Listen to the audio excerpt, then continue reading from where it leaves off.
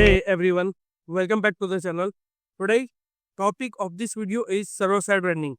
Today we are discussing that we are already discussing about the client-side rendering in the previous video, and in today's video we are talking about server-side rendering. So let's understand what is server-side rendering. So before move on to the topic for related to just start talking about server-side rendering, let's recollect data that what are the drawbacks of client-side rendering. So first of all, we have already discussed in the previous video also that what are the drawbacks of client-side rendering, but in this video also we can recollect some points that what are the points which we already discussed in the previous video. So here there are two major things that are the drawbacks for the client-side rendering. One is the SEO, because since content rely on JavaScript to render on the client-side, search engine often struggle to index it properly. So after that, the performance and the UX of it, then user can prefer from the slow load timed as per their browser downloads, park and execute JavaScript before changing any meaningful content. So now server side, what is the related to the server side solution? What is of this? Now before we will discuss these 2 points before let's see what is server side rendering is. So here I can show the diagram. Here is a client and here is a server. So when the client making a request to the server, it generate an HTML on the server side, not on the client side, as it is done in the client side rendering. So here it generated an HTML type, generate HTML, and after that it sent to the UI or the browser where it contains full HTML plus JS reference.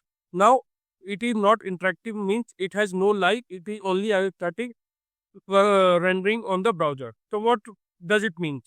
So what is the features of that? So now search engine can now easily index the rendered content which is provided by the server and sending to the browser, solving our SEO problem. After that, user can see actual HTML content right away instead of staring at the blank screen or loading screen. So now, what are the next features so that our non-interactive UI become live? So after that, now another HTML, now it also requests the JS or the bundle files which help to the browser which has the page to become live. So it requests JS to the server and then JS will be loaded at that time. Now instead here you can see a hydration which make the our page live or interactive. So let's discuss what is hydration. So what is hydration? So what actually the hydration is? So here you can see that during hydration, React take control in the browser and reconstruct the component tree in memory using the server rendered HTML as a blueprint. Okay, now here you can see the server find on HTML as a blueprint and how it can be live. It can be live during the hydration where the React can take control in the browser, such that it carefully maps out what are the interactive elements should go, then hooks up the JavaScript logic to it, or you can connect to it. Then it involves initialization application state, adding click or mouse over handlers, and setting up all the dynamic features needed for a full interactive user experience. So this is all the way what other hydration do. So hydration actually in hydration you can say that React connect with the browser along with the application logic so that our interactive element on the browser or the page which you are seeing on the browser will become live. So let discuss what are server solution. So here we have two things. One is the server static side generation and second is the server side rendering. So let's discuss FSG. So it happened during the build time when you deploy your application to the server. This result in page that are already rendered and ready to serve. It perfect for content that it is relatively stale like blog post. You can take a static file generation that it is simply a static page which can be rendered from the server side, and it can be look like as a perfect content that stays relatively stable like blog post. So and what about SSR is server side rendering? On the other hand, it render page on demand. When the user requests them, it idle for personalized content like social media feed, and when the HTML change based on who log in.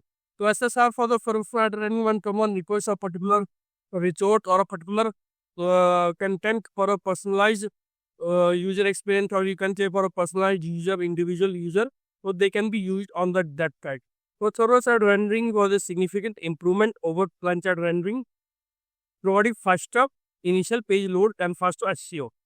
So what are the drawbacks? Now let's discuss what are the drawbacks of SSR. First of all, you have to fetch everything. We discussed first point that you have to fetch everything before you can show anything. What it means? So component cannot start rendering and then pause or wait while data is still being loaded. If a component needs to fetch data from the database or another resource like an API, this fetching must be completed before the server can bring rendering the page. This can delay the server response time to the browser, as the server must finish collecting all necessary data before any part of the page can be sent to the client. Now, the second point is that you have to load everything before you can hydrate anything. For successful hydration, where React add interactive to the server rendered HTML, the component tree in the browser must exactly match the server generated component tree. This means that all the JavaScript for the component must be loaded on the client before you can start hydrating any of them. And third is that you have to hydrate everything before you can interact with anything. React hydrates the component tree in a single pass, meaning that once it start hydrating, it won't stop until it finish with the entire tree. As a consequence, all components must be hydrated before you can interact with any of them. And that is for today. We have covered the basics of client server-side rendering, how it works, when it makes sense to use it. So if you enjoy this video, don't forget to like, subscribe and hit the bell icon so that you never miss an update. Also drop a question or thought in the comment. I will love to hear from you. Thanks for watching. I will see you in the next one. Thank you.